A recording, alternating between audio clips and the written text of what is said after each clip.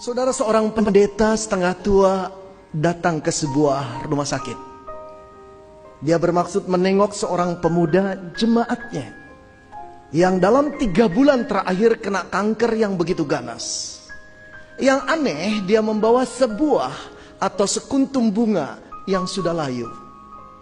Ketika dia datang, sang pemuda senang, pendetanya berkunjung kembali.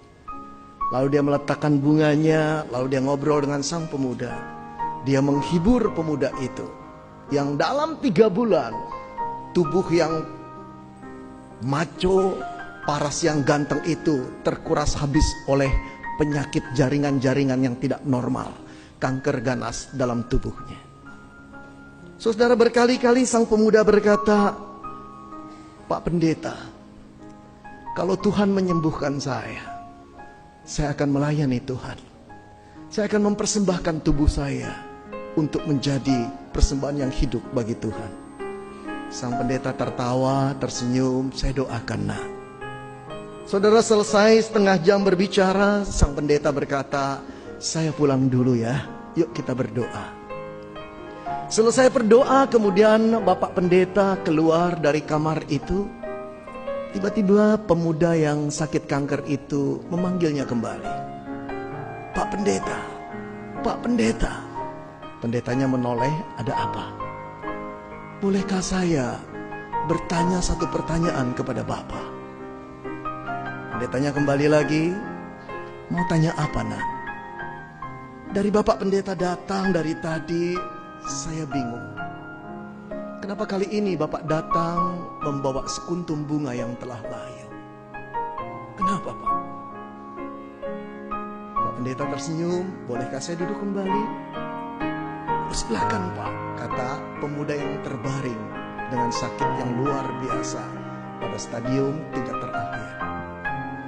Lalu pendeta itu menatap dia dan berkata, "Bolehkah aku berterus terang kepadamu, hai anak muda?" "Terus teranglah, Pak Pendeta. Jangan ada apa-apa di antara kita. Aku menyenangi keterus terangan Bapak." Lalu kemudian pendeta itu berkata, "Nak, ingatkah setahun yang lalu, waktu ibu pendeta mendekati kamu dan berkata, anak-anak remaja membutuhkan pembimbing kelompok kecil. Maukah engkau membimbingnya?" Engkau berkata, "Waduh, Bu Pendeta, saya masih sibuk kuliah." Setelah engkau masuk masa skripsi, ingatkah engkau teman-temanmu di pemuda berkata, "Jadilah ketua komisi pemuda, engkau yang paling berkarisma." Lalu engkau bilang apa? "Saya masih skripsi." Betul, itu yang kau katakan. Ingatkah engkau setengah tahun yang lalu ketika aku datang kepadamu dan berkata, "Pimpinlah kur di gereja kita yang dirigennya sudah pindah keluar kota. Engkau yang berbakat." Engkau bilang apa? "Sekarang saya sedang bekerja." Engkau selalu menolak, bukan? Tapi setelah engkau kena kanker, beberapa kali aku datang kepadamu, hai anak muda. Berkali-kali engkau berkata, "Pak Pendeta, tolong doakan saya. Kalau Tuhan menyembuhkan saya ingin mempersembahkan hidup saya kepada Tuhan." Hai anak muda, dengarkan aku. Engkau sedang memberikan Tuhan sekuntum bunga yang sudah layu.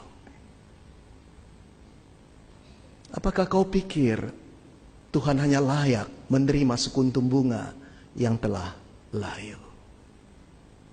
Pemuda itu terdiam, dia tertunduk, dia menangis. Keras itu kalimat, tapi benar adanya. Benar adanya. Dia cuma berjanji kepada Tuhan kalau Tuhan menyembuhkan. Dia mau menjadi pelayan Tuhan. Dia mau melayani Tuhan, saudara. Tapi dia sedang memberikan tubuh yang sisa kepada Allah penciptanya. Pengemiskah Allah? Pengamen di tengah jalankah Allah?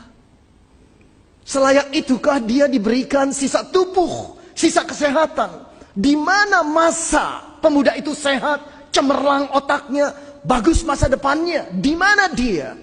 Dia sedang sibuk dengan ambisinya, cita-citanya, keinginan dirinya sendiri.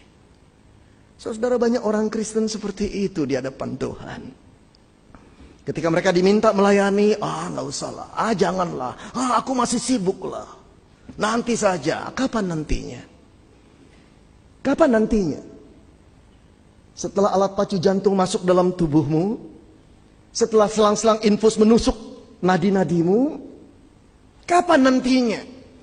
Setelah kena stroke, lalu berkata, Tuhan pakailah aku Tuhan.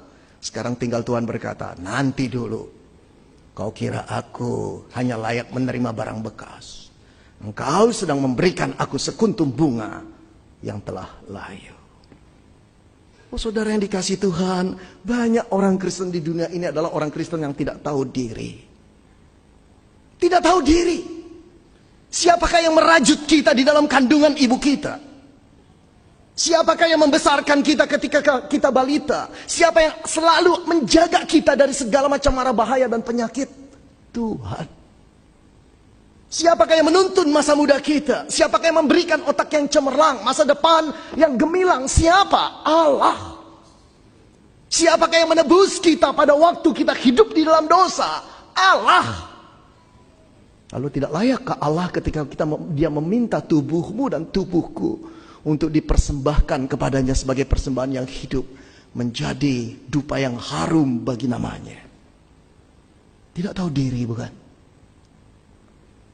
Kalau kita punya keperluan, kalau kita terdesak, kita menjerit kepada Allah. Kalau dia tidak mengabulkan, kita marah dan berkata, engkau Allah seperti apa?